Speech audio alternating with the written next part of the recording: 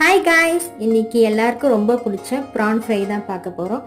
ஒரு கடாயில் கொஞ்சம் எண்ணெய் ஊற்றி கொஞ்சம் வெங்காயம், கொஞ்சம் கருவேப்பிலை, 2 பச்சை மிளகாய் போட்டு நல்லா வதக்கிக்கணும்.